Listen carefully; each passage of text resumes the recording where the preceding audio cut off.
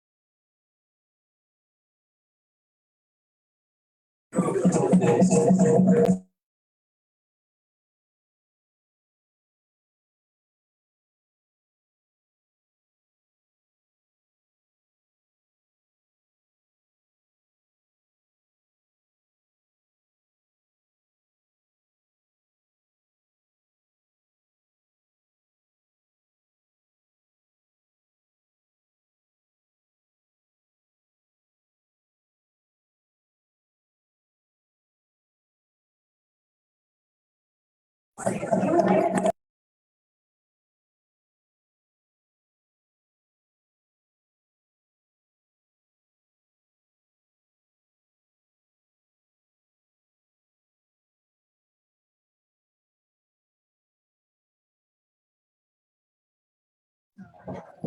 muted.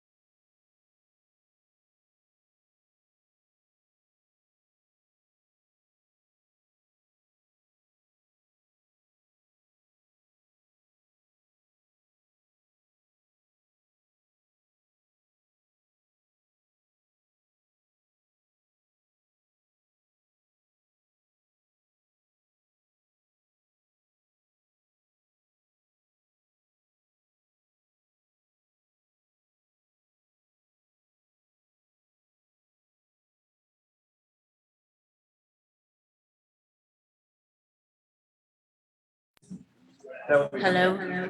See?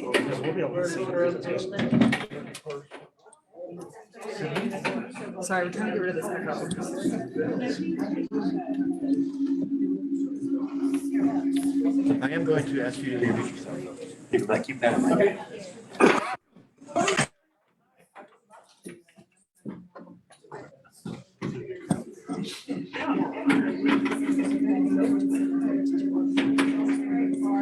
I guess I could just plug into this rather than have it be panelists.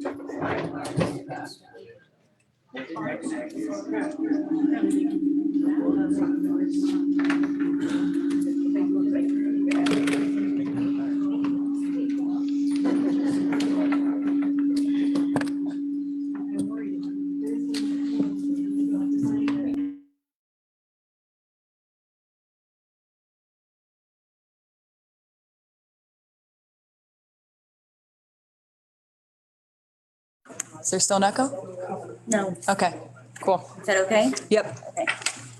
Does that become full screen when you project on it? I will, yeah. Wait a minute. You can hear it. You can set up here. I hear. Is it still echoing? Yeah, Volume still up? I turned it down. Oi. Let me. It's the. No, she's got her screen in there. Are you muted on your computer? Is there still an echo now? Yeah. Yeah, it's, no. Won't move. I don't. We might just not use the need for it, but. I know. Is there anybody online? Yeah.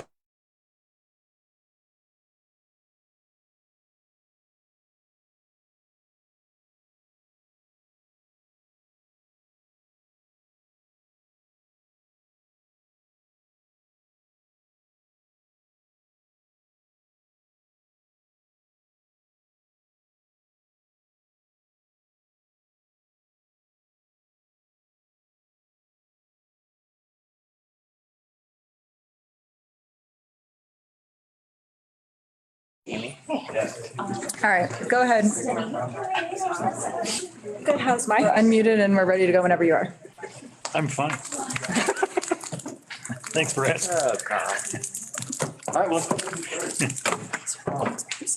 My name's Brian Bossart. I am the county manager. First and foremost, let me just say thank you. It's the evening and you're in your local courthouse. We're speaking with your county government in the evening when you could be home with your family. And we recognize that time and your time and your families are important. And you're choosing to spend your time with us, and we do appreciate that. So thank you very much. We have two topics that we want to present to you tonight. One of which is a wonderful new service that we have just started through our emergency medical services team. We're excited to share that with you. And we also want to talk about our budget, the county's FY24 budget. We're in the middle of that process right now, I think, building it. No decisions have been made yet. We're still in the process of kind of crunching those numbers. And we've got a challenge ahead of us, which is one of the reasons we wanted to have this meeting.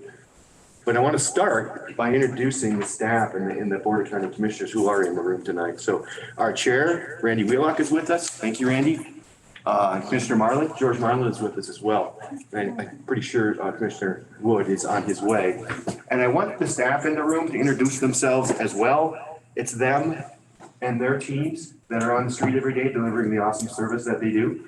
So I want you to know who they are. So for the staff in the room, if you would introduce yourself and just let us know what department you work in. Tracy, I want you to start. Tracy Toya, Department of Human Services. Tracy, finance. Me, I'll go. I'm Carol Lee, I'm your county commissioner, and this is Larry Pyers, my chief deputy. John Stein, under sheriff for the sheriff's office. Judge, want to introduce yourself? Sure. Hi, I'm Cindy Jones. I'm the county judge. Hi, Suzanne Boscia. I'm with the Office of Emergency Management. Go ahead. I'm Aaron Crawley. I'm the interim EMS director. I'm not going to stand up, but I'm Lindsay Busick. I'm the licensed crisis clinician with the CCHAT team, which we'll talk about. Rebecca, yeah, you can go ahead. I'm Rebecca Abrahamson. I'm the grants administrator in the finance department. I'm Megan Heiler. I'm the public information officer. Stoy Streepy, I'm the county engineer. And I'm Carl Shell. I'm the public works director. Road and Bridge.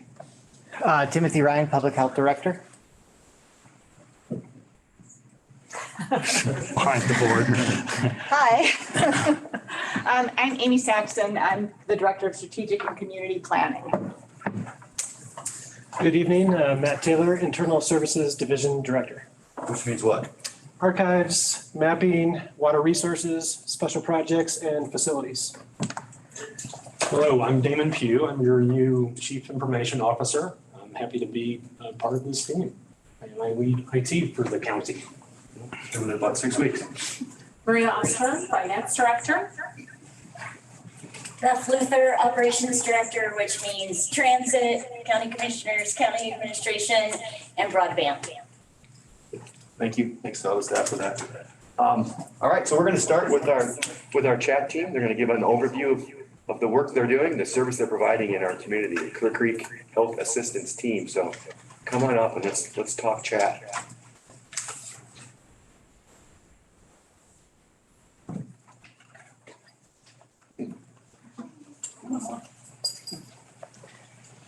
So as introduced, I'm Aaron Crawley. I'm the interim EMS director, and then this Lindsay Busick is the chat team or Clear Creek Health Assistance Team's licensed professional counselor. And then who we don't have with us today is Clark Church, who is the chat team director.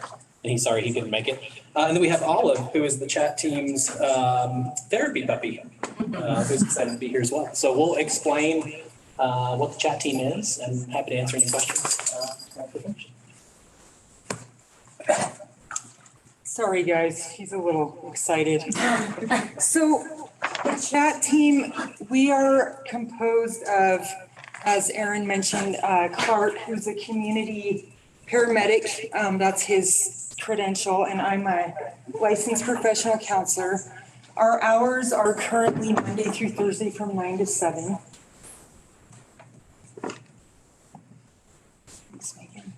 What we're trying to do is we're trying to increase positive outcomes for Clear Creek County residents and visitors that are passing through our county. We're trying to provide support to all of our community members through resource navigation. We're trying to follow up with people that need help, identifying solutions and resource gaps. We do have a lot of resources in the county, but we do have some gaps that we're noticing. And then we're trying to promote a shared decision-making process with all the stakeholders involved. So all the county government, people, fire, EMS, law enforcement, and then of course our community members. Also, we are offering through Clark's vast amount of knowledge, community health services. And so basically what that means is if people are being contacted through EMS and they have medical issues, like they're being transported to hospitals or they're receiving services through EMS. We're trying to follow up with them in case they need help connecting with their primary care providers, or if they need resource navigation, trying to find resources in the community or down the hill to get their needs met. And if you guys have any questions, if you want to interrupt me, that's totally fine, or just wait till the end. So there's quite a few call types that we're being assigned to, and these are all the call types. So we have these are, and they're kind of hard to explain, but I'll do my best. Disturbances, not necessarily domestic calls, but just if there's a verbal dispute between family members, or if there's a verbal dispute between businesses and a community member, or somebody passing through, intoxicated people, suicidal people, but not expressing any immediate harm concerns, syringe disposal, trespass, welfare check, psychiatric issues, a variety of those.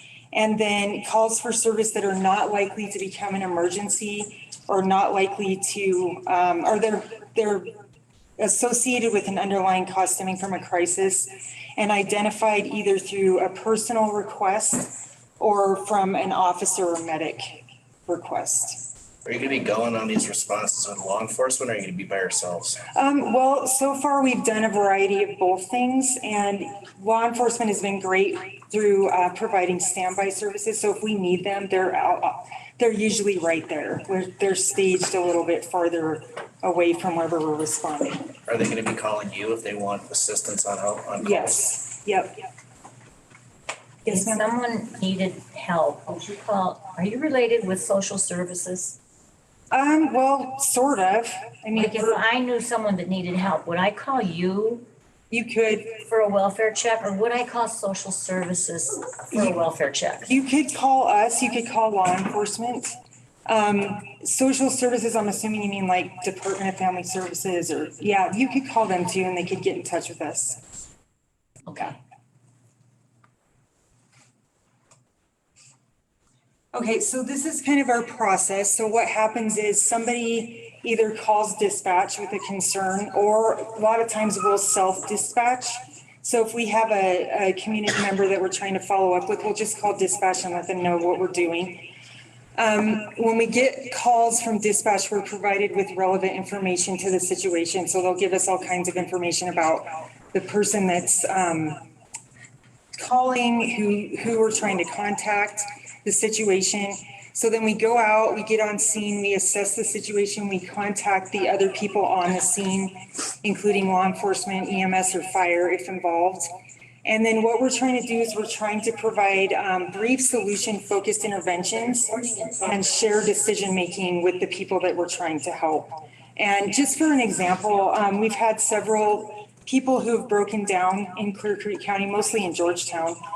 And so we've been trying to help them get bus tickets or figure out a way to get, one person had a car battery that was dead. So we're trying to help just connect people with resources in that way and involve them in the process, in the decision-making process. And then after we go on calls, we also follow up with everyone. So like if we have somebody with a mental health concern, then we'll kind of keep track of them and contact them daily to kind of check in with them, make sure their needs are being met, or if we need to hook them up with resources like Jefferson County Mental Health or anything like that. So that's kind of what we're trying to do. Sorry, I'm trying to get it so the people online can see, but apparently it swapped them. Let's do that. There we go. And then this is our contact information. So we have a phone number that goes to our direct line, and then we've got an email address also. And like I said, right now we're operating Monday through Thursday from 9 to 7. And the other thing, oh, yes. Who would you call if it wasn't those hours? So you could contact law enforcement or Jefferson County Mental Health. They also have crisis clinicians that are kind of providing us backup coverage when we're not on duty. And you can very specifically call and request this team if you think this is the team that you need to help you with whatever needs you have. And if it's outside of those hours, we're still collecting that data because we're looking at expanding this team to 7 days a week. So we need that information. That's great. And we will get in touch with you when we get back. Like, say, for example, somebody calls tonight, dispatch is monitoring those calls for us too. And we get referrals, we're getting referrals from EMS and also from law enforcement. So we follow up with people when we get back into the office on Monday morning. If any calls come in between 7 Thursday night and Sunday night, when we get back on Monday, we follow up with those calls. But so, just to be clear, after 7, law enforcement will be the one showing up, not you guys. It depends on the situation, not necessarily. It depends on what the needs are. I mean, it could be an ambulance via EMS. It doesn't necessarily mean that it'll be law enforcement. It just depends on the situation. Yes. Why are you not doing this on the weekends rather than Monday through Thursday when the majority of the emergent situations like drug and alcohol abuse, psychiatric issues occur over weekends? Why are we not doing it then? Or at night, in the middle of the night. So that's a really good question. And so we actually chose the days and the hours based on how we would capture the most calls. And the data that we have so far shows that we do capture the most calls if we're on between 9 a.m. and 7 p.m. Monday through Thursday. What kind of calls are we talking about? Those are calls that are recent, or is that data you examined over the course of years in the county? So no, we chose 9 to 7 Monday through Thursday based on past data that we pulled. But so far, we've captured more calls than we've missed by being on during those hours. But you're right. We do need people on over the weekend. Absolutely. And that's what we're looking to expand to, hopefully. Okay, thank you. Yeah. You mentioned that the crisis line is sort of your backup for those off hours. I will tell you that in the past, they have not responded. And so we've had a lot of issues with that. I've been involved with that discussion since 2018 as part of trying to get something like this in place for a very long time. And I would like to know how it's different, how they will respond now in those off hours, because that has not worked well. Yeah, in the past. You're absolutely right. And we've identified that. They call me. Yeah. And I have to say, well, we can either do an M1 hold, which means you take them to Denver, take them to the ER by the time they'll be back before you are most of the time. Yeah. Or, if there's something that has happened that they can be arrested, they're going to jail. And so those are the problems, those are the challenges we have with these mental health crisis issues, is that jail is not necessarily the place for them. Correct. But we don't have somebody at midnight on Sunday can do that and they're threatening their family. Sure. That person's probably going to jail. Yeah. No, that's And about. so, this is the challenge that we have here. And so Jefferson Center for Mental Health Crisis Center has not responded to that. They will say, we're 2 hours away. 2 hours ain't gonna cut it, right? And so that's been a real problem here. And I'd like to know what's different now that's going to address those issues.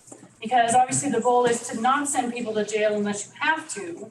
That's great, I would much prefer that. But there are times that that's the only option. Sure. What's different? We're trying to expand this program, like Aaron mentioned.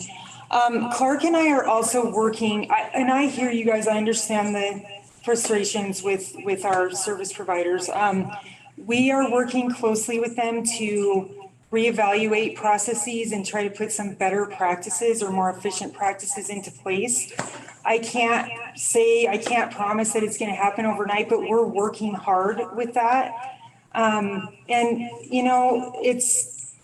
We've got limited resources. We're trying to identify gaps. We're trying to work with people and build connections and relationships so that we can work together to come up with better solutions to help the members of this community. So that's what I can tell you guys from our standpoint.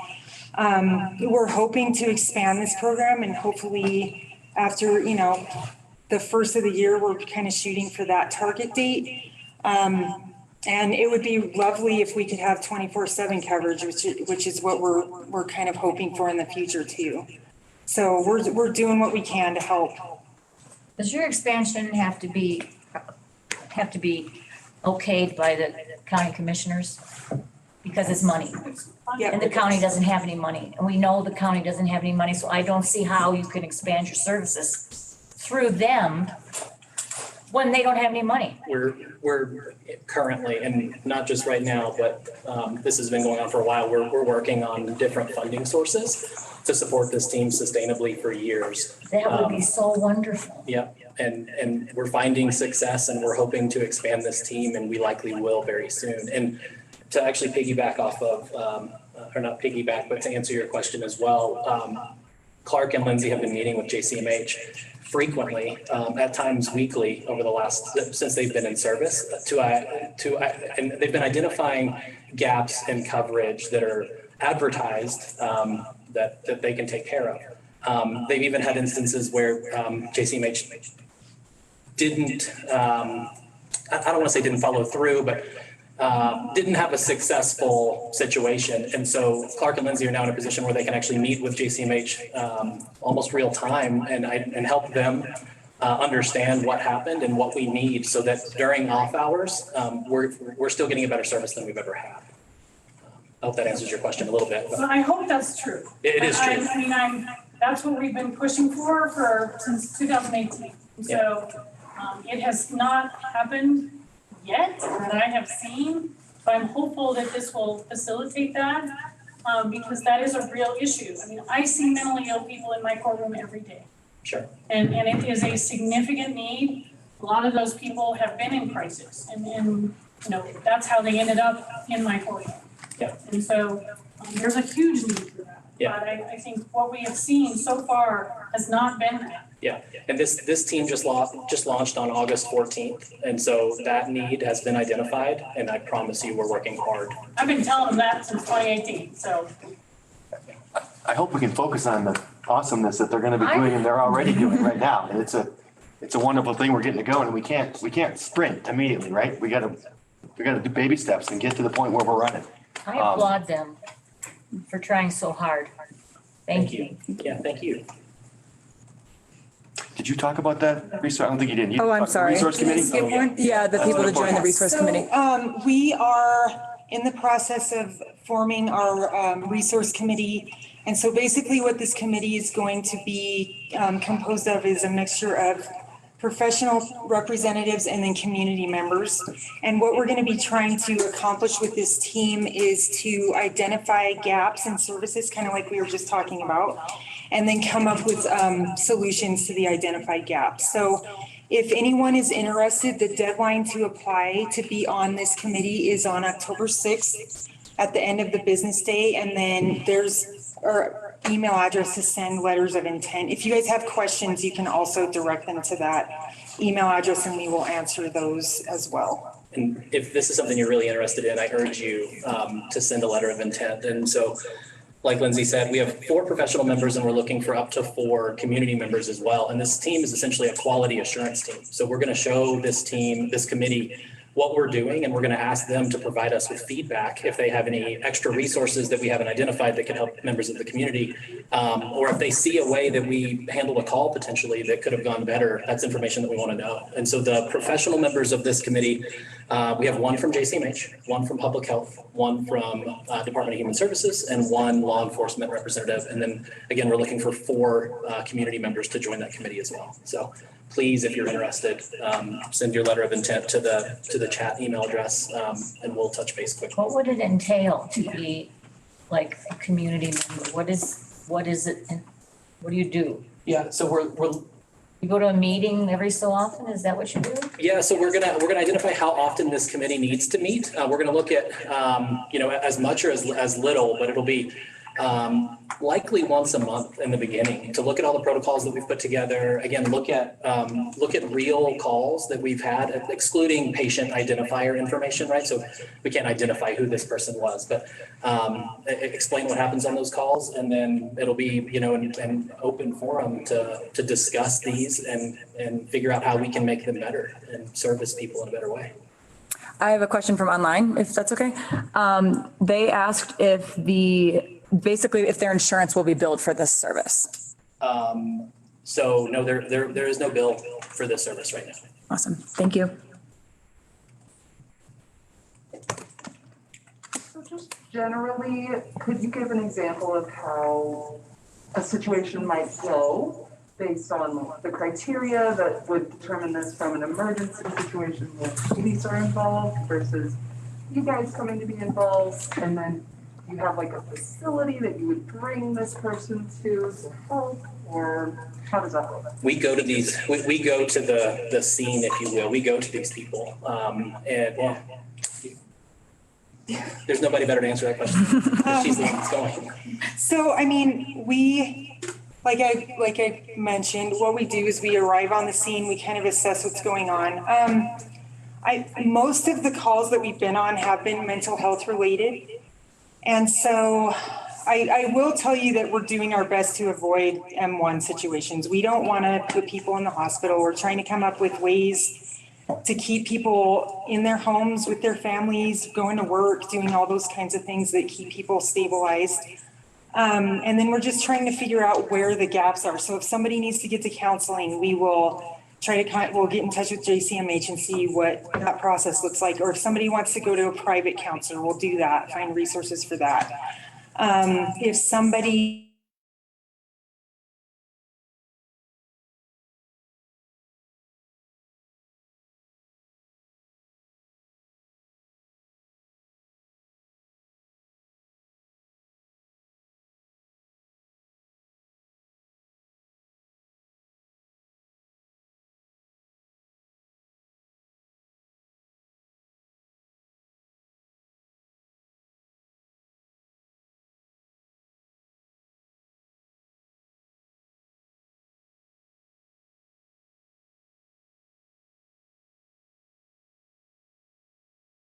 transportation issues that we've gotten on the bus staying to get down to Denver, for example. But we don't just like leave people at the end of the call and that's it. I mean, we follow up with people the next day. We text people, see if they need any help getting paperwork done for various resources, just to check in with them too. If they're obviously lots of these people are hurting and in crisis when we contact them. And so we're trying to see, how they're progressing, and if they're moving towards a place they want to move to. And if they're not, then what can we do to help with that? Does that help?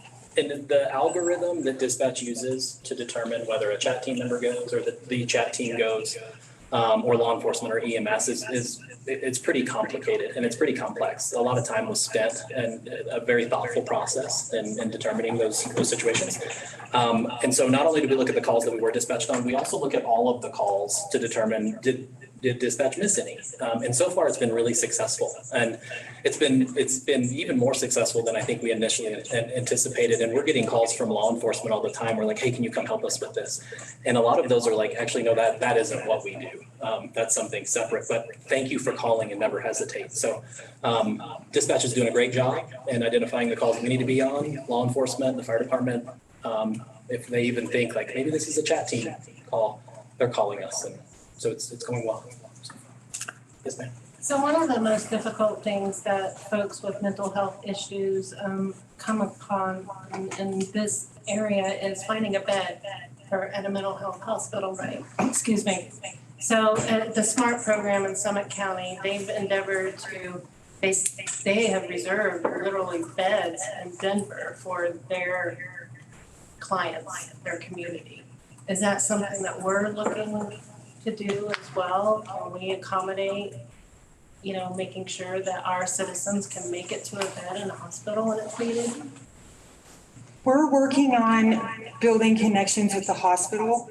So St. Anthony's, they don't have a psychiatric unit there, but Lutheran does. And so we're working with them to try to do direct admission.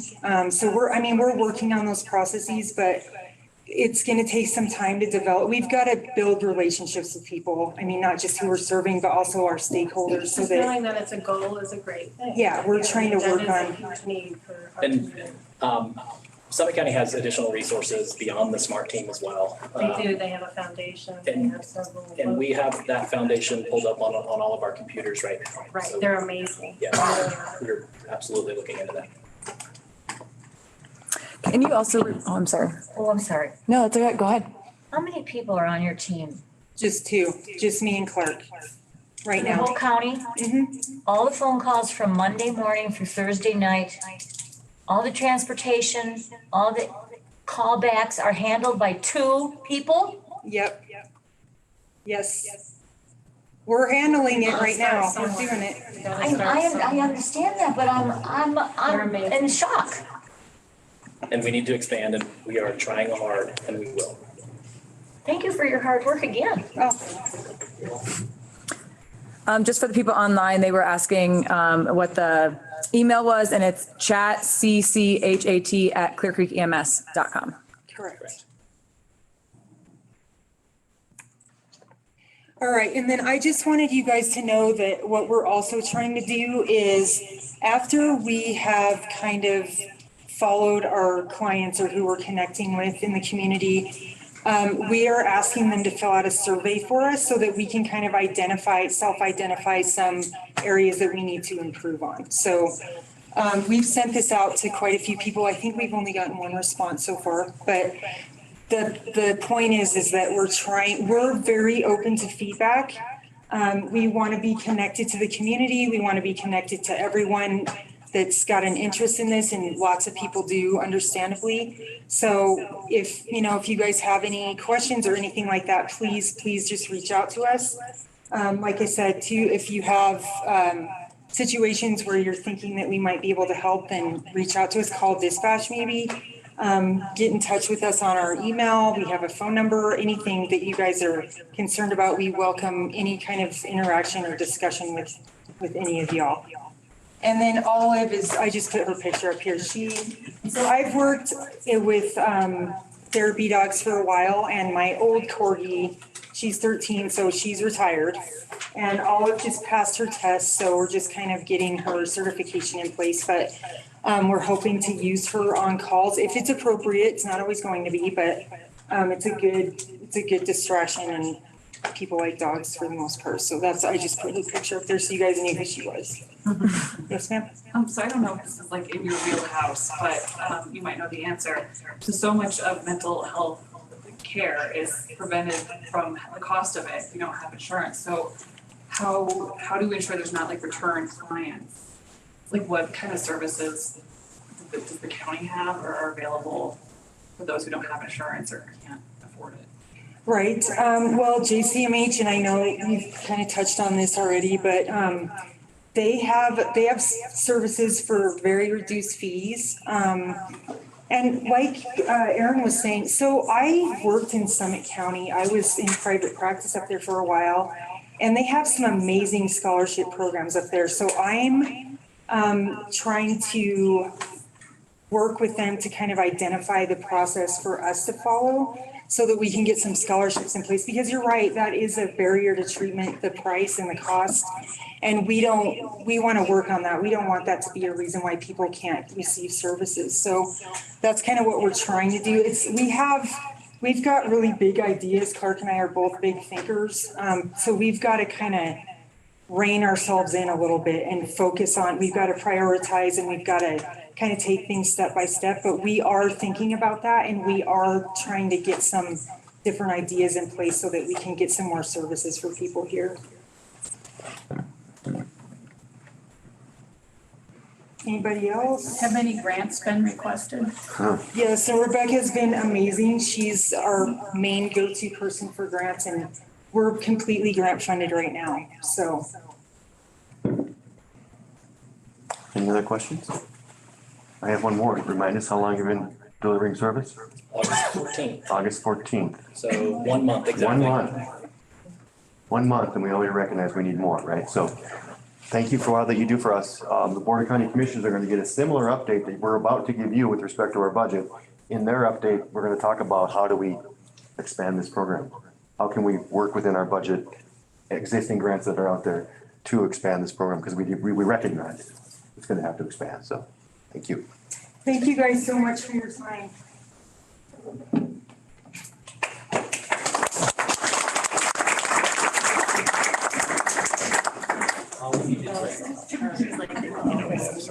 All right, it's time to talk budget, our favorite topic. This is the most important, in my mind, the most important item we bring to the board every year because it defines the work that we do every year. It's our program of service. It funds the services that we provide to this community. So it's extremely important. issue document that they approved. So we're gonna talk through that today. We need your help. We're having some challenges with respect to our budget. We're making headway. We're making some progress. We had a fiscal cliff sitting at about 2028 at one point, and you're gonna see we've been able to build that out with respect to what Maria's gonna share with us right now. So we're gonna walk through where we are with respect to building our budget. We want to hear from you, thoughts, ideas that you have with respect to that. And at the end, we're gonna take any questions that we need to. So, Maria. Thank you. Let me go to slideshow. All right, next slide, please. Thanks, Megan. Okay, this is our budget process, a map of our process. We started all the way back in April. And what we did was we updated our financial forecasts. We did some revenue forecasting for the next 5 years. We visited in a retreat, an all-day retreat with the county commissioners. Kind of give them an update and hear their feedback on what do they want to see happen in the 2024 budget. What are they hearing from community members? What's important? What do they want to be sure gets incorporated into the budget? Then we asked our departments to turn in their preliminary budget requests, and they have all done that. So that happened in August. And here we are today. We're in these community meetings. This is the first one. It was very important to our commissioners that we check in with you all in the community and get your feedback on what do you want your government to look like. We don't have enough money for everything. There's a lot of things that need to happen out there. There's a lot of valuable programs and services being delivered, but we don't have money for all of it. So we need help from you. We're going to meet tonight. We have another meeting coming up too next week, actually, and then one again in October in the Evergreen area. We're going to meet with the Emerge group there. Then in November, we will present this proposed budget to the commissioners, and they will have a month to ask questions and think about it, provide feedback. December is another time where you can either give us feedback tonight, you can send feedback over the next couple months, or you could also come to this budget hearing that will happen in December. And that's the final step of the process where we present the final numbers, the board makes a decision on what gets funded for 2024, and they actually adopt the budget. Next slide, please. Okay, now we're going to focus on the general fund on the next couple slides, but I did want to make you aware, there's a lot of different funds, right, in the county. There's a lot of different things going on. You might hear, well, you do know, you're intimately aware of road and bridge, the sales tax that this community adopted and passed for the road and bridge fund to be able to get to some projects, some road projects. So we have all of these different funds that we work on in the budget process, but they have very specific purposes and the money must be spent on very specific things in those funds. We're going to focus on the general fund. When you interact with someone at a counter, when you come and renew your plan,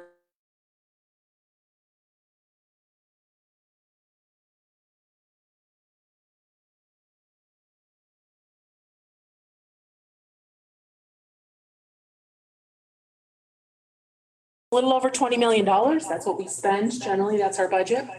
Let's go to the next slide, please. So then here's a breakdown of the general fund. Here's all the different categories and all the different departments that are in the general fund. This number is the full-time employees that are in each of these functions. And so this just shows you budget-wise where this money goes to these different functions. We have about 142 full-time staff in our general fund. There's about 200 full-time staff in the whole county. But remember, the other departments in the other funds, those are very specific legal purposes. We're not talking about those. Tonight, we're talking about the general fund, 142 staff. Now, we deliver services to you through people. We can't deliver these services without people, and people cost money. So the lion's share of our general fund budget goes for salaries and benefits for these 142 people. Next slide, please. All right, here's the meat, the heart of the matter here. And this is a complicated graph. There's a lot going on, but we're going to walk through it together. So the red line represents spending. The green line represents revenue coming in the door. And you can see year after year after year, right now we're projecting we will spend more than we bring in. And you know as well as I do, like in your own households, You can't go a decade spending more money than you bring in. It doesn't work. You have to fix that imbalance. This bar right here, these bars, this is our bank account. The county has quite a bit of money in reserve in 2023. We knew that we were going to have a problem when the mine informed us they were going to pull back on production and it was going to be sustained. They were never going to go back up to that same level. We knew we were going to have a revenue problem. Commissioners in the past did a very good job accumulating some savings in order to be able to carry us through this tough time. But you can see each year, this bar keeps going down. We have to keep spending money to cover this gap. We cannot operate and exist without spending down our savings. Our fiscal cliff is now 2031. We run out of money and our models would show we're going negative. Now, we can't go negative, that's illegal, right? You're not allowed to operate with a negative bank account. So we have to fix this before then. But like the county manager said, just even 9 months ago, our fiscal cliff was right in this 27, 28 range. County staff have done a lot of work to try to look under the hood, find operational efficiencies, make changes where we can. And we've done all of this to try to be invisible to you, the community so far, right? We've tried not to cut programs, not to cut things that you like, services that you like and you care about and that are valuable to you. But we're getting to the point now where we need your help. We need you to tell us what you want the government to look like and what services are vitally important to you and you want to see funded. The commissioners desperately want to hear from you, the community, as you decide what you want your government to look like. Okay, I want to show you a new tool that we have on our website. It is up. We have noticed that about 200 or 300 people have already gone on here and looked at this. This is really interesting. It's on our website. We're going to navigate to it right now, and we're going to plug in some values just to show you how this tool works. So this is our homepage, clearcreekcounty.us. Just go straight to the homepage. Scroll down here and click on taxpayer receipt. Now, this is going to ask you a few questions, but don't worry, none of it's personal. We don't need to know your name. We don't need to know your address. We don't need to know your birth date. That's not what this does. Pick the area that most represents where you live, because you do have a different property tax mill levy wherever you live. It's a little bit different where you live. We're going to pick Georgetown tonight because that's where we are. And here's the 3 questions it's going to ask. What's your annual household income? What's the gross income coming into your household? And so I think we're going to type in the average per the U.S. Census Bureau for the Georgetown area. 87,000. What's your age? This again is going to be the average for this area according to the most recent U.S. Census, 47. Do you own a home? We're going to assume yes. And the average home value in Georgetown based on the U.S. Census, 535,000. So these are the only questions we've answered. Annual household income, your age, and the value of your house. That's it. Now let's hit view taxpayer receipt. And what this is going to do is tell us of all the property tax we pay every year and all the sales tax we pay every year, where's that money going? So it breaks it down by category. And I don't know, can you see that back there, Brian? Can we see this? No. So we do encourage you to go to the website. This is such a neat tool. But it shows you how much of the property tax and sales tax you've been paying is going to these different functions in the county. Now, I want to go to the very bottom of this for a minute, because we can't forget that a lot of the property taxes you pay don't come to the county, right? They go to Georgetown. They go to the library district. They go to the school district. A lot of the sales tax you pay goes to the state of Colorado. It does not come straight to us. So this average person in Georgetown, between property tax and sales tax, they're paying $5,700 a year, and it's going to all of these different areas. So we encourage you to hop online and look at this tool. This is very interesting, and this might help you think about what is important to me. Where do I want my money to go? What do I want my government to look like? We can go back to the PowerPoint now. Okay. So are you saying the average person in Georgetown makes $87,000 a year? According to the U.S. Census, the average household income. That was household, so it's 87,000. I don't know. I don't know what yours is like. Is that holding statistics? So when people actually go in and put their annual income in, whether, I mean, are you keeping like statistical? No, we can tell that someone went in there and we can tell that you went through the process, but we can't tell what your data was or what the answer was. We can't see that. It just says how many people have utilized. It just shows how many people came to the website and went through the process. Is there a reason we aren't keeping that data? It's not an ability that we have with the software. Yeah, unfortunately. Is that income a household income? You are right, sir, correct. That's Yes. why it might sound like. Yeah, what's coming into the house?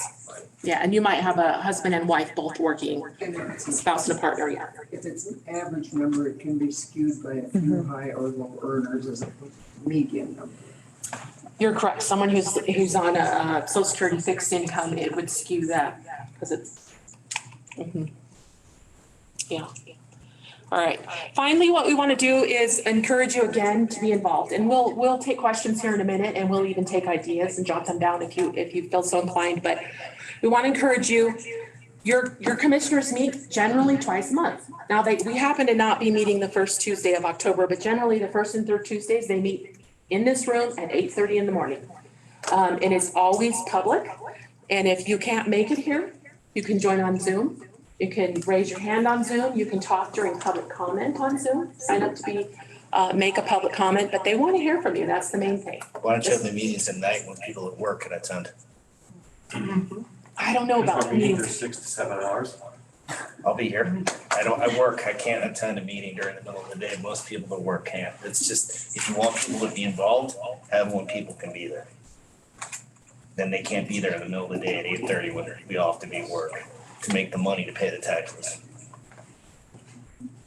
Central City and Blackhawk meet at night so their citizens can attend. Typically, most cities in the state meet at night, almost all counties meet during the day. Good question. Thank you. That doesn't mean you have to. True. Yeah, thank you. All right, so we have these meetings right now that admittedly occur that's inconvenient for someone who's working during the day, but you can also email the county manager. We have his email here, or you can contact Megan, our public information officer. She has a way to capture all this information and make sure it gets incorporated into feedback that the commissioners actually hear and see and are able to take into consideration. There are some blue magnets on the table out there and right here, and those are ways you can stay informed. There's a QR code with important links. There's my email on there. You can sign up for the newsletter. You can see our social medias. I'm really trying to reach you guys. So there's also a sign up sheet out there where you can sign up for the newsletter, and I will email you the newsletter. It's like 15 pages long every month, and I will email it to you right to your inbox. Thank you, Megan. Any questions, any comments, any feedback? We've got a couple commissioners here. If we want to hear some ideas. Do you have actual numbers for us? Do you have numbers for us? Do you have information about the numbers and what the projection is in this budget that you're proposing? Sure. We haven't proposed a budget yet. We're not there yet because we want to take input from the community. The commissioners were very clear. They want community input before we actually finish our proposed budget and turn it into them. So we don't have the proposed budget yet. We have estimates in the out years built on what this current budget is. And in this current budget in 2023, we have a gap of $2.9 million. We're spending $2.9 million more than we're bringing in. So I guess I don't understand what it is you're looking for us if you're not giving us the information. Like, what do you want us to say? What do you want to hear from us about are you looking to hear what's important? Or I mean, like, we're in a vacuum here. What is it that you want us to tell you that would be helpful to decision making? That's a great question. Is there important programming you want to make sure that we continue? Are there things the county does today that we should stop doing that would help us with that gap? What are the important programs that the county is providing today that we need to preserve in some way? Recognizing that we're eating into our fund balance and we're going to run out of money if we cut at some point, right? So what's important to this community that needs to keep going? And again, I keep asking staff this question. What can we stop doing because of that gap? What's important is to keep the dispatch center, because I think a lot of us are concerned about the dispatch center. So if you want to hear, I think there's a lot of people that are concerned about the dispatch center and what you're gonna do with that. So what are you gonna do with that? And how is that gonna work? I've been directed by the board to work with our municipalities and our other agencies to determine how many are willing and wanting to go down to Jeffcom for dispatch services. And we're still in the middle of deciding what that cost might be moving forward, et cetera. So that decision has not ultimately been made. Has there been any discussion of combining Gilpin and Clear Creek and Blackhawk and Central City? Yes, that topic has come up. I know the sheriff's office has met with Gilpin and had some conversations with them. I have not been part of that, not something that I've been doing personally. Right here. I just want to say, thank you guys for bringing us into this conversation. And I mean, we could see in the chart that you had showed of how many employees we have. There's an obvious outlier there. Personally, well, first I want to ask, is the chat team part of the sheriff's allocation there? No, that is a great question. Thank you so much for asking that question. Let's go back one more slide. The chat team is in this ambulance fund. And there's legal restrictions on how that money can be spent, so we're not talking about that at all. And I know the chat team didn't brag, but between the chat team and Becca, they're coming up with more grant funding, and we are working so hard to expand that program. So you've got a line up there saying what the projected revenue is. Is there a breakdown available on the website of what those sources are? How much is property tax? How much is sales tax? Are there user fees? There is for the 2023 budget year. We do not have the breakdown posted in out years, but I certainly could get that posted if that's really important. We absolutely could, because we have it built into our models. And you'll see the pressure that's the squeeze that's coming with the reduction in production at the mine, because we rely so heavily on property tax. Yes. Do you want me to show people how to get to the old budget book online? The 23 budget? Yep. Sure, that's a good idea. Does it show the details, the old budget book? The 23 budget book shows you how much is property tax in the general fund, how much is sales tax, how much is other taxes, which is primarily marijuana sales tax. Okay, so you're So it's under finance, it's right here, finance county budget. And annual budget, most recent annual budget. And we open the book. You got the page number memorized? I don't, but we're gonna get there fast, I promise you. Give it a minute. Give It's it a a minute. big book. Go to the next page, our table of contents. Just if you're navigating, if you hover your cursor over the page, you can click right on that page. So let's go to the general fund summary, page 41. Let's click on this little 41 over here and hop right to it. So here we go. Scroll up a little bit. You can see how much we get from property tax, from sales tax, from other taxes, which again is mostly marijuana sales tax. Intergovernmental is a term we use all the time and throw around. That's grant funding. That's money that comes from the state that they pass through and give us some money for our government. License and permits, you all know what that is. If you need to replace your furnace, you go in and get a building permit, right? Or you come in and get a marriage license. Charges for services, you're also familiar with that. You probably pay some of these. You come to the counters and do some business with the county. Fines and forfeitures, 94,000, that's mostly like speeding tickets, right? DUI charges, that's going in there. Investment earnings. Percentage of those fees goes to the county. Only a percentage? Yeah, a very small. Small percentage. Very. So, if you get $1,000 fine on a DUI, it does not all go to the county. That's a great point, thank you. The state and the agencies and things like that. Right, you're right, thank you. And then investment earnings. Sorry. That fund balance that you saw with our savings account that's declining. Our county treasurer right now invests that money since we have money, she's investing it and getting interest earnings on that. Contributions and donations, sometimes people give the county some money, we count that there. What's primarily another for 2023 is sale of assets. So if we sell a car that's like 7 years old and we're gonna replace it with a new vehicle, that goes in there. That's mostly what that is. That was a great question, though. Going over I here. have a question. Has anything been looked at about homeowners who rent their homes out for short-term rentals for Airbnbs to pay higher taxes. Yeah, we're looking at that. We actually had a meeting on that There's a today. lot of that going on. I don't know about other neighborhoods, but my neighborhood has been so impacted by that. I'm just like, well, maybe it's something to consider. And you mean pay higher taxes, like pay higher property Right, taxes? correct. Because they already do Right. pay short-term rental, they pay a licensing fee, they pay Yeah, but I lodging mean, it taxes. just seems to make, yeah. As opposed to residential. Yep. So is there a pillow tax on the Airbnbs that goes to the county when they, on each night that they rent a unit? Yes, there is lodging sales tax in the county, although town of Georgetown, you have your own lodging tax. And the county no longer gets lodging tax if it's in the town of Georgetown. That lodging tax is going to the town of Georgetown now. What other steps have made to explore increases in revenue? Oh, lots of steps, lots of ideas.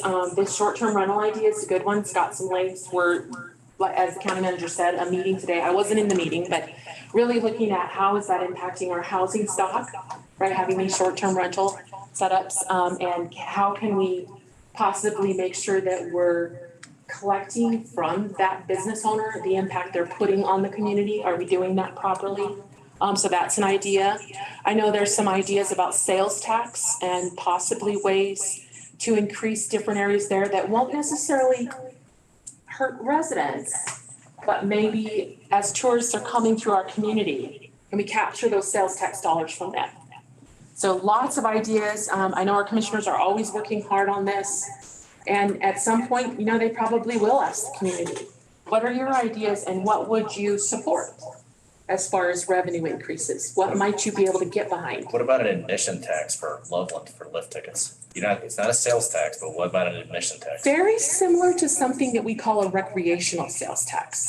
And we are county, so we don't get to just do what we want, right? We have to get legislative authority at the state level to be able to come to you and ask you as residents, can we do this? We can't just throw it on the ballot. Our county commissioners have worked on that the last several years. That specific Because kind of there's no tax. tax on lift tickets, right? There's no admission tax at Loveland, right? Yeah, it's. And that would be paid by tourists, not citizens of the county, right? It's a great idea, and we have commissioners working on stuff like this all the time. It's not, as a county, we're not allowed to just do it. This is a good idea, let's just do it. We do have to work on it.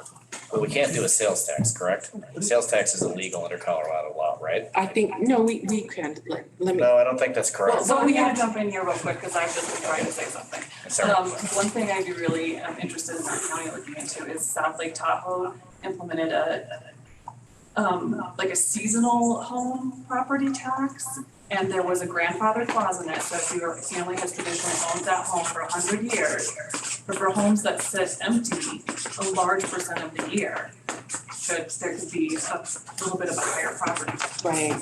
So I'd be really interested in our county looking into that. I know it requires that legislation. That's a great idea, and I want to go to Commissioner Marlin because he has done a lot of work on this concept of what you're calling an admission tax. Just for you to clarify, can you list the taxes that we're currently authorized to propose to taxpayers, to voters?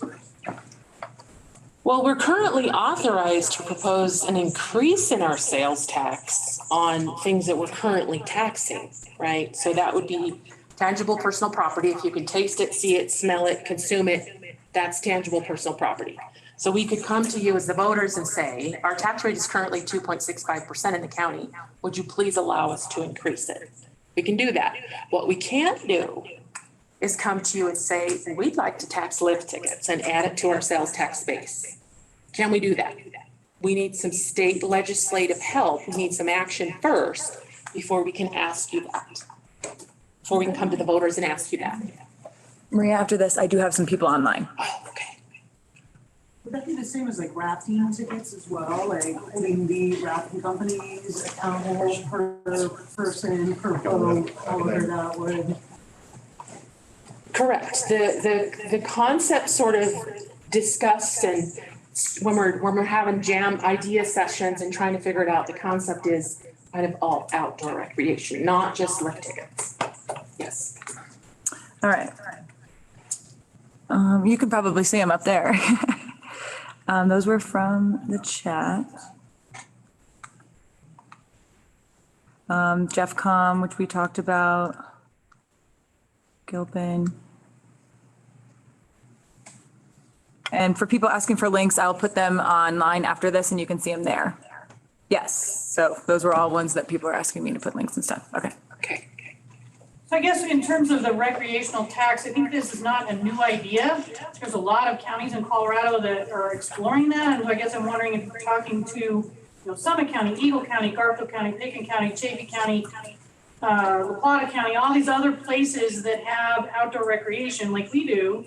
Because I think they're all having those things and some of them do and have some of those things in place. And so they can be, useful information and working together potentially with the legislature to try to fund those things. Because while Summit and Eagle County may have money, other places like us do not. And so, but I think they have implemented and done some of those things at some of those counties and city levels that can maybe potentially work in that. So I'm wondering what has been done to look at some of those other places that have these same ideas and the recreation tax, because that's a huge thing. If we're going to transfer our income to recreation, that's going to take a lot to increase the revenue based on that alone. I think one of the things we've actually been working on, is working at CCHAT and at CCI with commissioners from all those counties about exactly this, to get the authorization through the legislature that we need.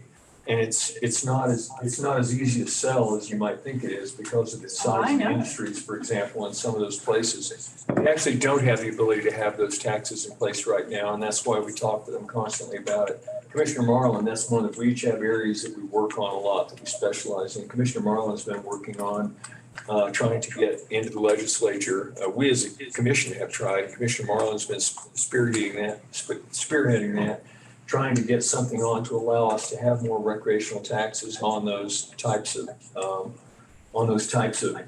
like lift tickets and like wrap seats and so forth. And but the other thing that we're talking about is some of those counties have assets and have the ability to collect on recreation in ways that we don't have at this time because of our proximity to Denver and their tendency to go fastest. So certain types of recreation can be, and other types of tourism can be lucrative to us. And so we're looking at being able to do that. One thing I also wanted to mention regarding the property taxes and short-term rentals, that's another area where Commissioner Marlin's been working very hard, and we all have. He's been spearheading on that particular item as well. One of the issues is that lodging taxes from hotels and so forth are collected on properties that are also paying commercial property tax rates, which I think, correct me if I'm wrong, are about 3.5 times what you pay for residential. Significantly higher, yes. And I knew it wasn't 4 yet, but and it varies a little bit, between the different laws that we have in the state. It adjusts. And so what that means is if somebody is running a short-term rental and goes in and out of short-term rental, you'd have to have a rezoning for that property every time unless you had unless you passed a law to allow you to pass another type of tax on that other than a fee tax. So it's pretty complicated, and it is something that we've talked about a lot and that we talk about with the commissioners from the other counties trying to solve these problems. We also have somebody online that would like to ask a question, so I'm going to allow them to speak.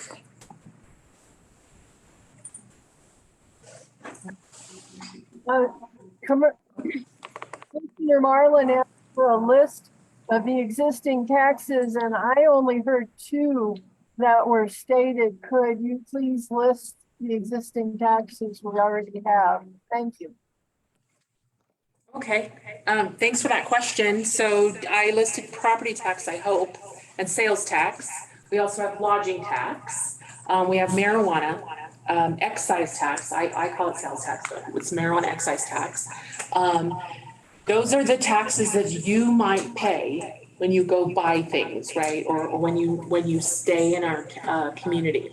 There are lots of other taxes that we get. For example, we get severance tax from the state of Colorado. Remember that strange category called intergovernmental that was on that list? The state of Colorado collects severance tax and shares that with us.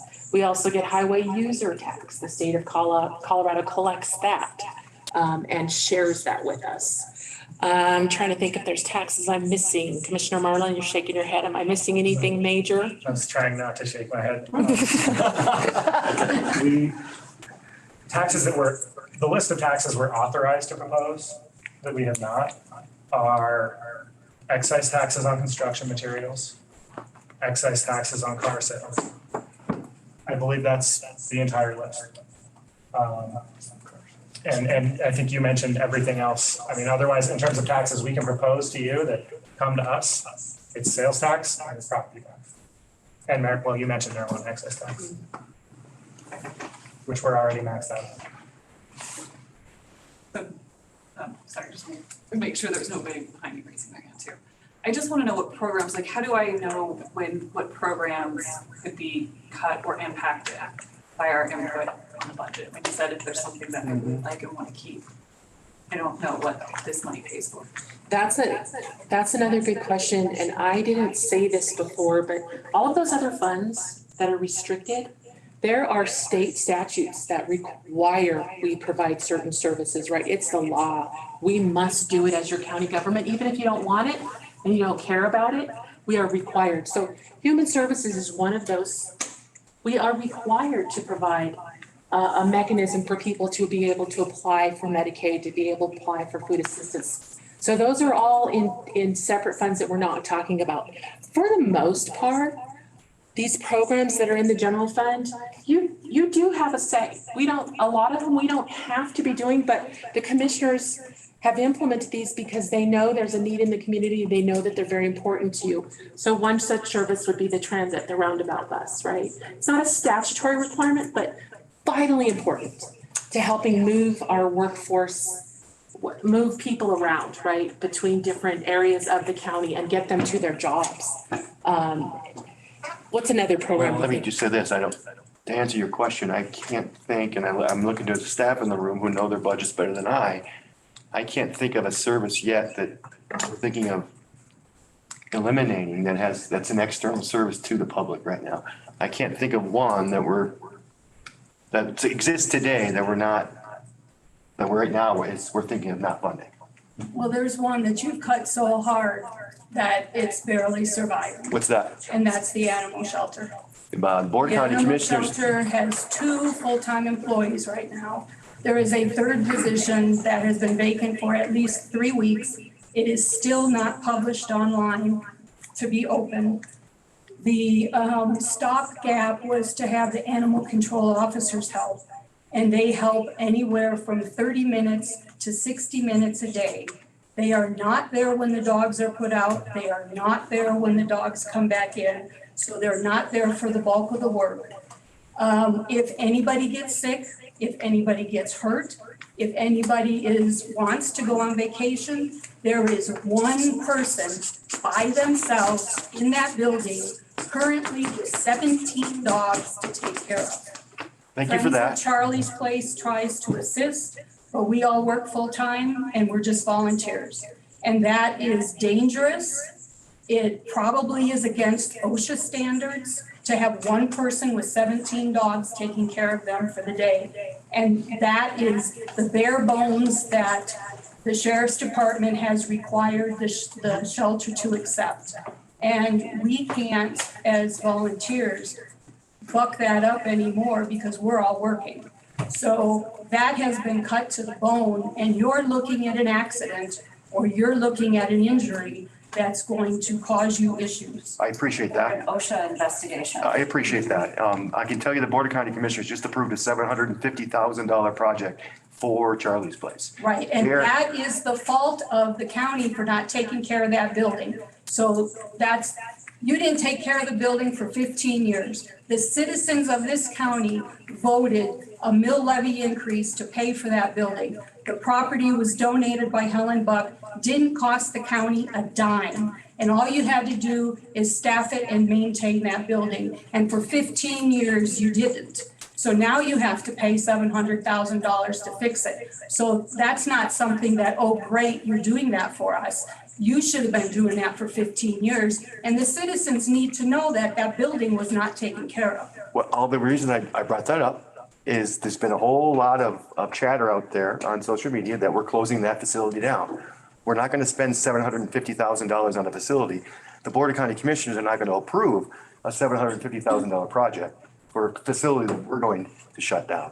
I appreciate the concern about the hours. I appreciate that. We will make sure the sheriff's office hears that input.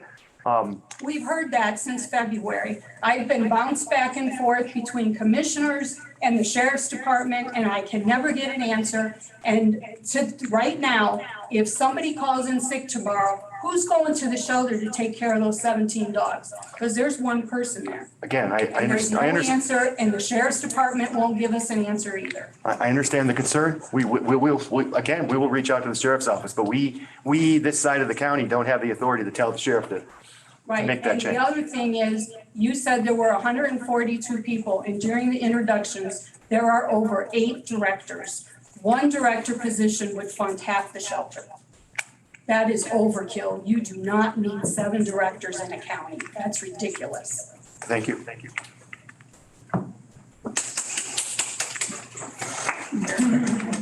Our county, the people that live in our county have pets, and we have to support that kind of effort in our county. That for the enrichment of the families and of the kind of people we are. We're not the kind of people that don't take care of our pets. Thank you. Question here? Well, I do think this speaks to a larger undercurrent of feelings. We have many people in this county who work to keep it upheld. I myself am one of them. I'm a service worker in the tourism industry. I am nowhere near that medium income of what we make. I very much care for the things that impact me personally, you know, in terms of being able to go volunteer at Charlie's Place every once in a while, to see the cats, to see the dogs. It's very sweet. You know, it's something for me to do other than, you know, what other people might do when they're bored in this county. And, you know, it's difficult, of course, to figure out the budget, but I would much rather prefer us invest in the people who actually make it be what it is, rather than, you know, spend more money on things that could keep us back, you know. So, of course, I want to support us spending our tax money to encourage these services that keep us together, tight-knit. You know, I would love to see more things towards community grow houses, things where we could grow our own food, you know, support our own community within ourselves. I also am wondering, you know, even if it might get nitty-gritty, how can we protect us, the workers, the people who keep this place going, from these high taxes when, you know, there's plenty of people who can afford, you know, the extra taxes, you know. If I want to spend one day up at Loveland out of the year, because that's all that I can afford, you know, how can I avoid the extra tax, you know? Does that make sense? Mm-hmm. Mm-hmm.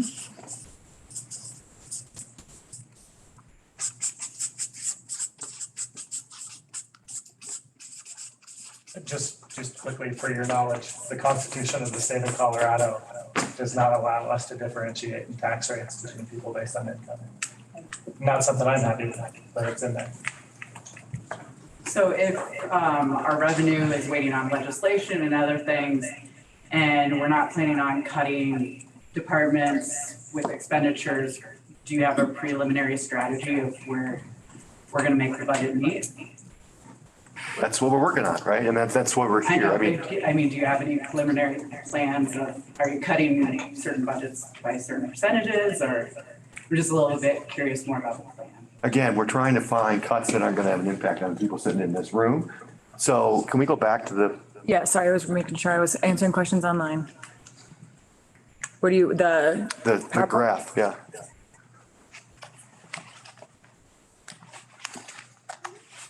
Is this presentation online or? We can certainly put it online where that same place we showed to the budget, yeah. Yeah. again, Maria commented on it earlier, we were in a 2028, in a place where we were gonna run out of money. And we've accomplished that all through cuts internal, replacing certain softwares, looking at our benefits, all things that are internal that have an impact on these people, but that don't have an impact on you. And that's what we're trying to do, and we've been successful at that.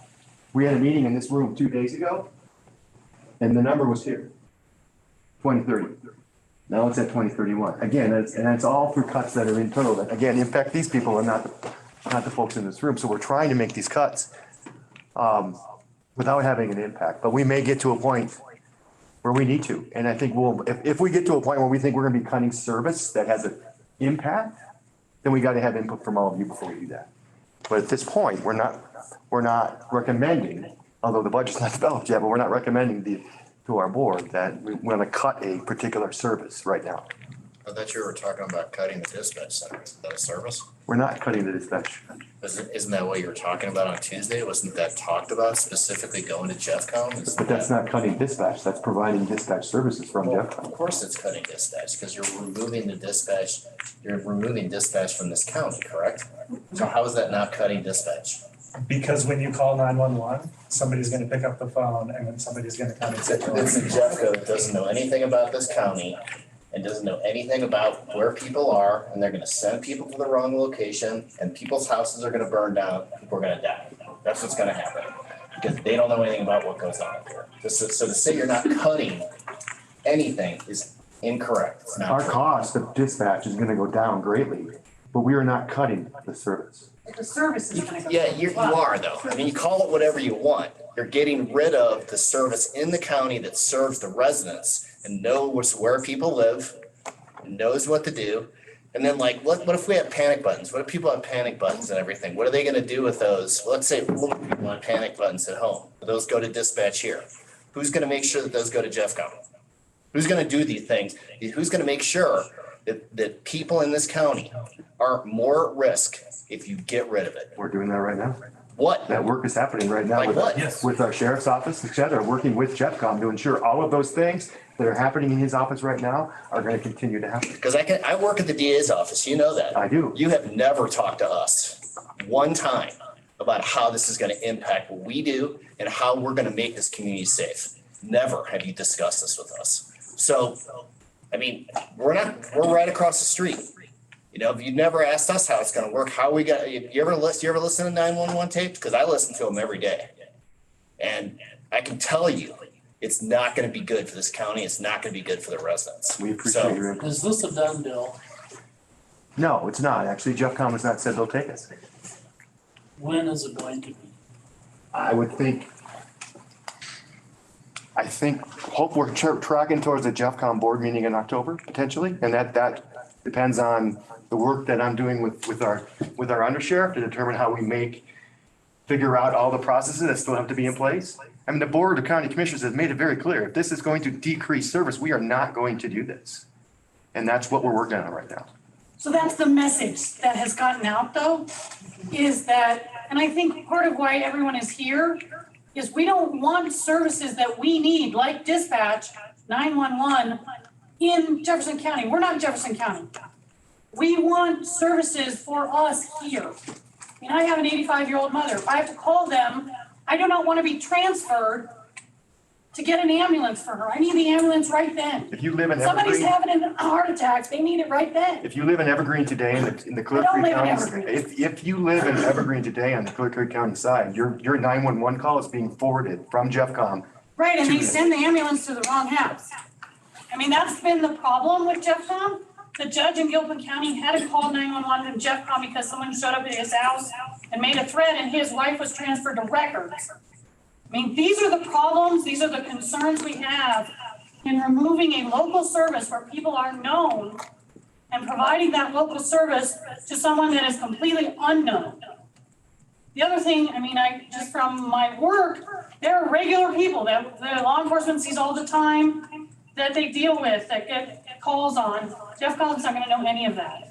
They don't know how to deal with those people. They don't know how to do any of that. There's ways we can take care of that with the chat team that our people would know that they will not. Thank you. And honestly, I really think I have a lot of concerns about removing a service that's needed locally to a metro area that is really busy. Jeffcom covers a huge area with a lot of departments, fire, ambulance, police service, and I just don't know that they will give us the service that we get now or that we need. How is somebody in Jeffcom gonna know where Stevens Gulch is? Most of them won't. Those are the things that we're working on right now. Thank you, Judge. So I live in Jefferson County, just kind of on the edge, close to Clear Creek, and I'm a volunteer at Charlie's Place Shelter, but I'm on the fire board locally, and we, a couple of years ago, went to Jeffcom when they first set up, and we had a different dispatch center. And there was a pretty big learning curve initially for them, and they've had a lot of staffing issues. That made the news like a year or so ago. So I don't know if you ever move to that, if you can mandate any staffing that is specific. There was a lot of training because we have a lot of gulches and things in my area too. So it was a huge learning curve, and there were a lot of hiccups in the beginning.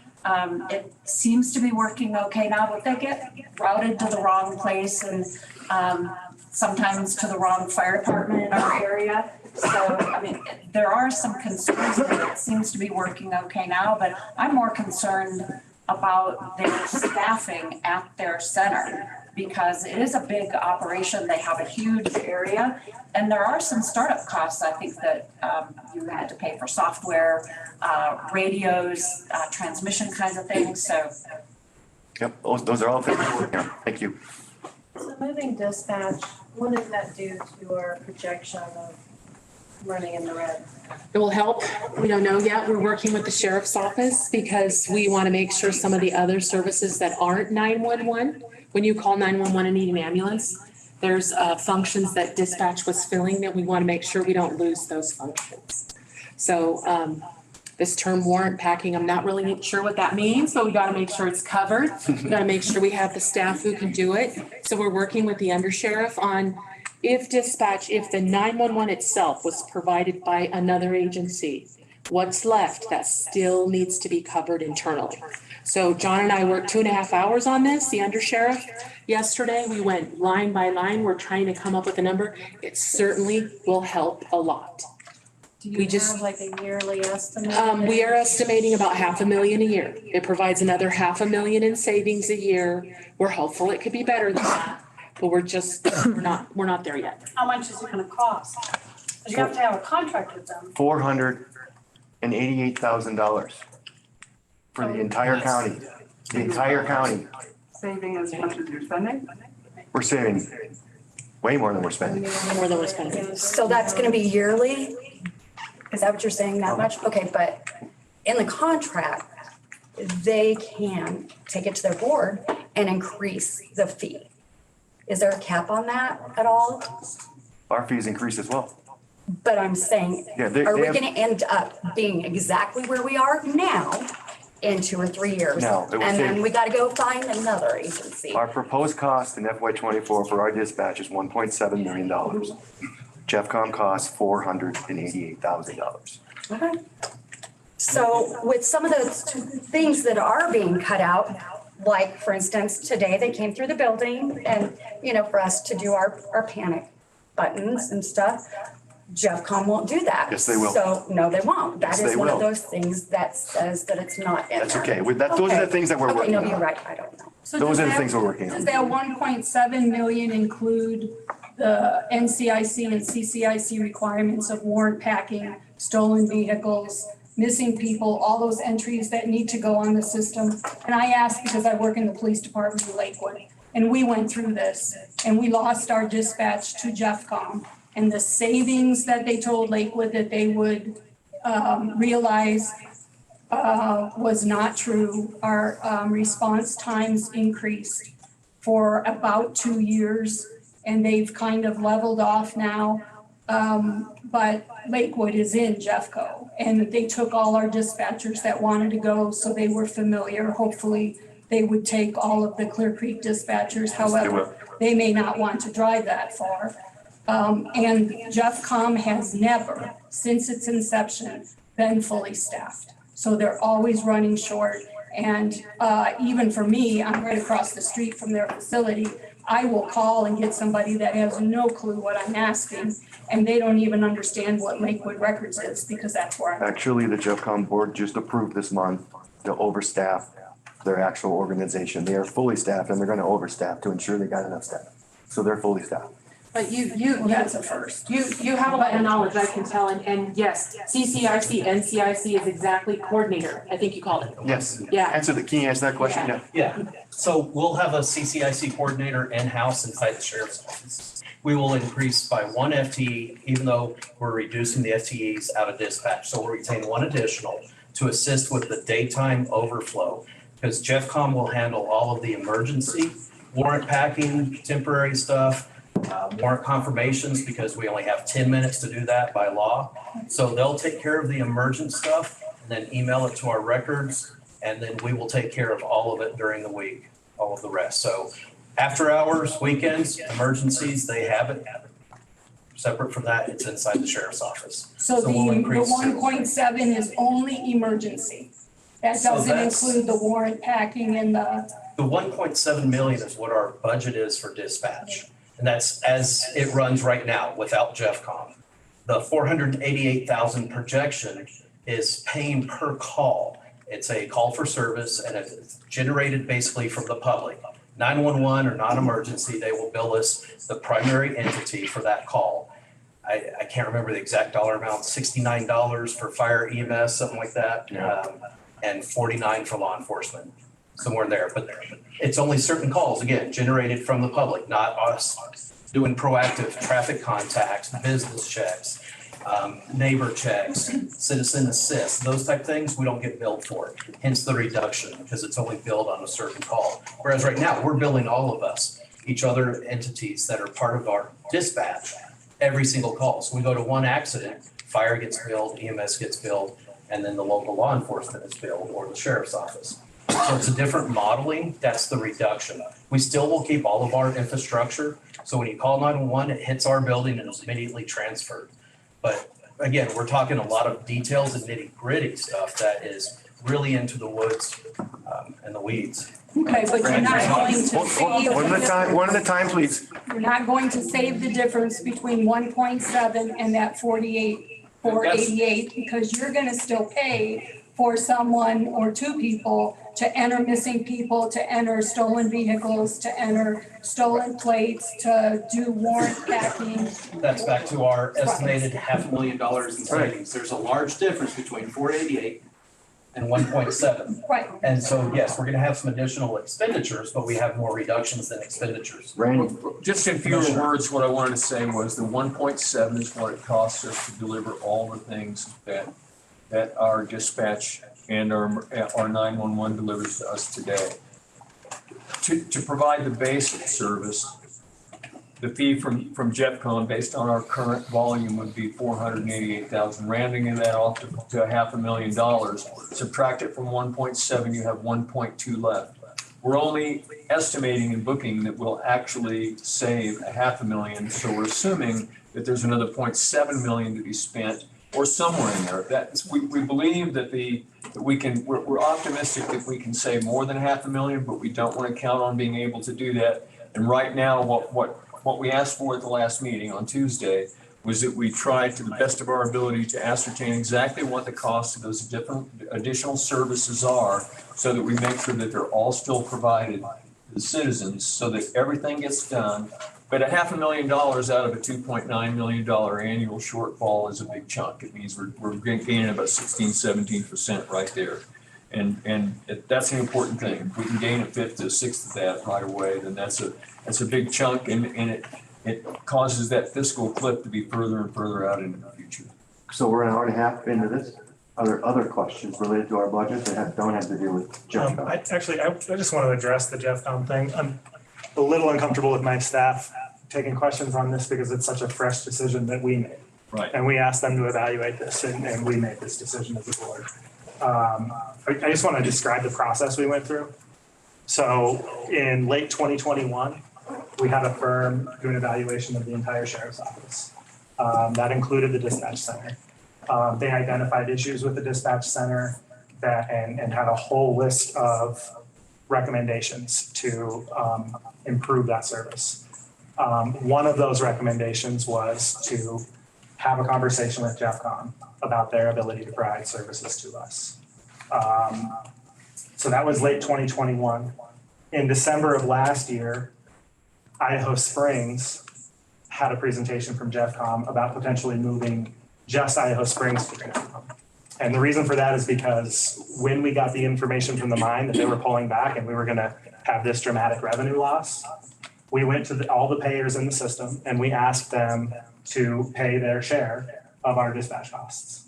And they've been doing that at an increasing rate, increasing 15% every year towards 100%. And what that's been doing to the municipalities' budgets is nothing short of breaking them. What the police chief in Idaho Springs said was that because of the costs for dispatch, they weren't able to get the equipment to their law enforcement that they need. It was impacting their ability to hire law enforcement and equip law enforcement in a way that they could be safe. And by the way, a problem with our sheriff's office that was noted in KRW is we only have 2 patrollers on patrol sometimes. So that's a problem that we have here too.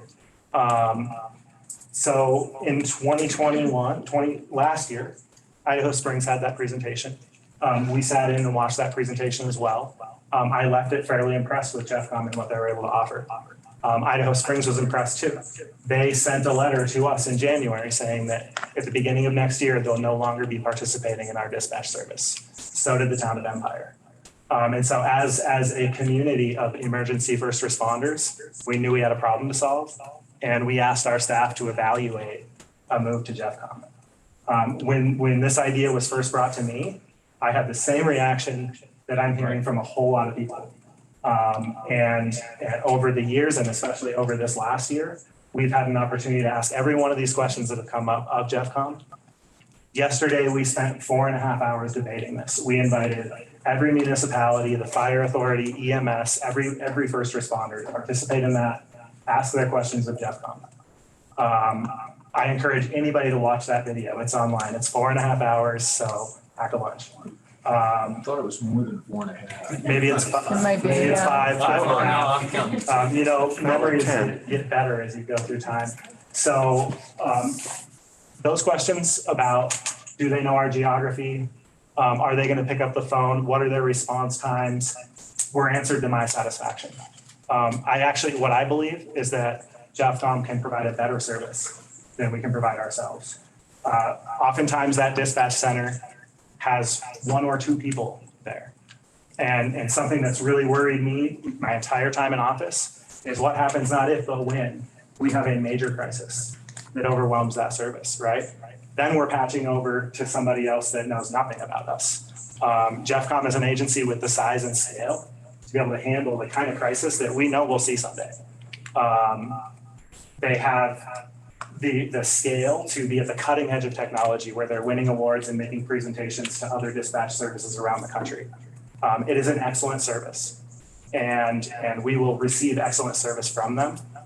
And that's what I believe, that's what I'm satisfied by. I encourage you to watch that video and I encourage you to reach out if there's any questions you have that aren't answered in that meeting. But what we did as a board was gathered all the questions that we had heard over the 1.5 years or so that this has been discussed and made sure they were answered to our satisfaction. We had the conversation because of cost and we made the decision based on quality. And I think So the decision's already been made. the Board of County Commissioners decided to apply to JeffCom to receive services. So that's different than what you told us. At the Yeah, beginning. No, it's not. No, it's not. What Brian said You is said that that the budget wasn't completed and that the decision hadn't been made. That's what you said. what Brian said was that JeffCom has to accept us, and so it is not a done deal. And we did have some questions that we wanted answered to go along with that. Yes. And it's What not, if it it's doesn't not work built into out? that. What if it doesn't work? What happens then? What if they can't provide the service? What's the out? And what if they say no? If they say no, then we're back to the drawing board. But what if they can't provide the service? Is there an out? If they can't provide the service, then we figure out what we do next. Yeah. But they've never not been able to provide the service to anyone else. The last thing I want to say is they serve 24 jurisdictions. They've done a bunch of these transitions, thank you. I've asked around, has anybody died because of JeffCom's inability to provide service? The answer is no. What we're talking about with dispatch is is a period of time between 60 and 120 seconds, right? When you're in St. Mary's and you make a phone call to 911, is it that 60 seconds? Or is it the 20 minutes it takes to drive up there because we have 2 people on patrol? That's what we're dealing with. And so the last thing I'll say with respect to the proposed Gilpin merger is that we did a cursory evaluation of that showed very clearly that not only were the savings very minimal before we considered capital costs associated with building a new facility, and all of the savings that we would find by having an even leaner staff that serves us now. That is saving money by doing less. JeffCom is saving money and getting more. That's what I believe. And so I just wanted to explain myself. Randy, I don't know if you have anything to add, but I rather than Brian try to explain my logic. The only thing that pops into my head was some people have asked a lot of questions like, how long will it take them to respond from JeffCom now? How much time are we going to lose? What about mutual aid with JeffCom instead of Gilpin? None of that actually changes. Everything happens the same as it did before. They technically handle literally the communication end of this for us. The resources that are coming to us are still coming from the same place. It's the same people. It's our same sheriff's office. We still have mutual aid with Gilpin. All those same things would be true.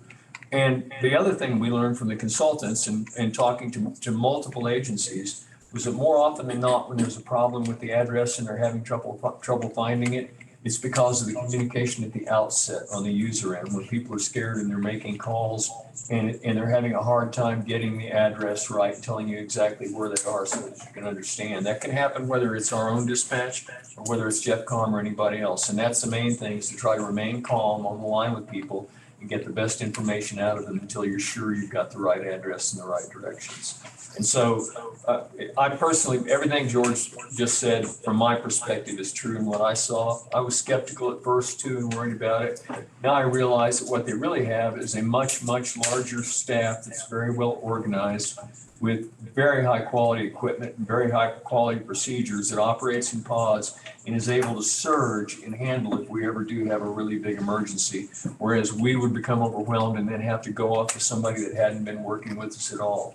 This way, we have somebody working with us that has a huge staff and is able to surge over to other personnel that aren't busy at that time because they're not having a crisis in another location, so they can surge people in to handle the increase in the number of calls. And we realize that's the real savings, is one day, if you overlay the East Troublesome Fire over this area and center it on this area, you get something that goes from the other side of the Continental Divide to into West Denver. If you just take that graphic and lay it there, the size of that fire, and all the way from up by Netherland to down by Park County. It was such a monstrous thing that happened.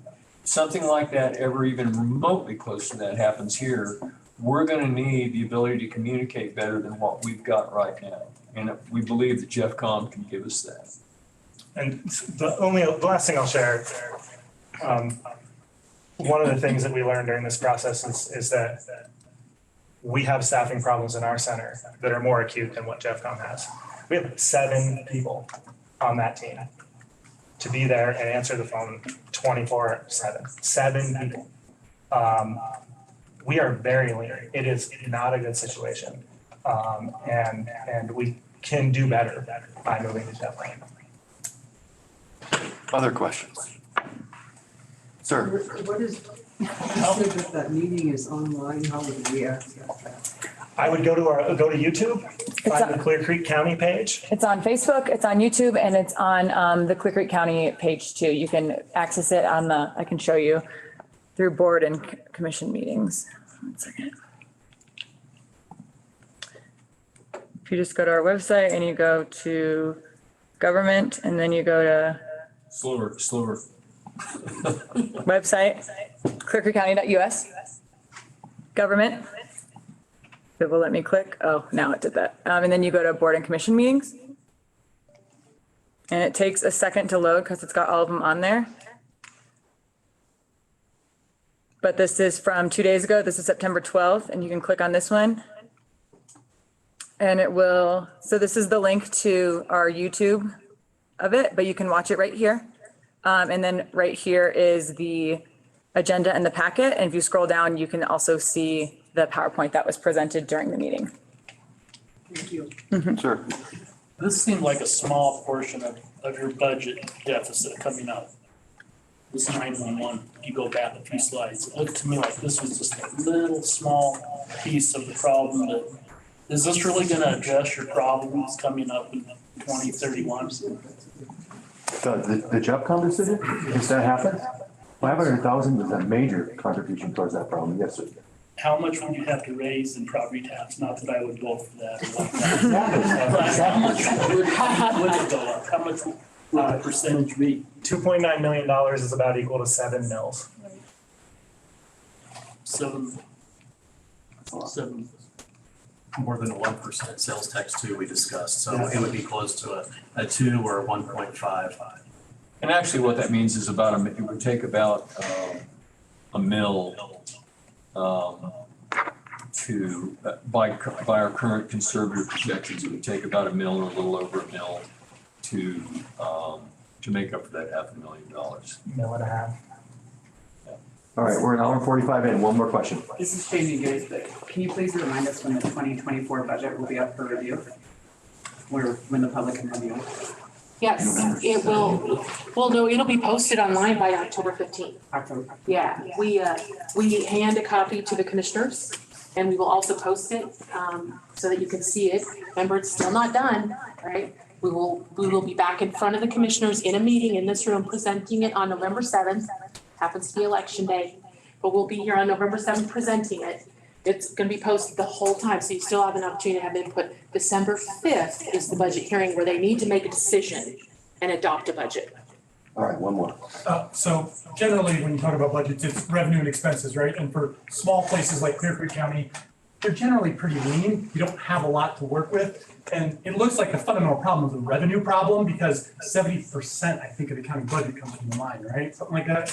It used to, it's not as high, that high Okay, anymore. it's still a massive portion. So the real question here is just, it's purely revenue. I don't care about like the pivotal expenses stuff. I never even imagined you would say there was something that was close to 20% of savings.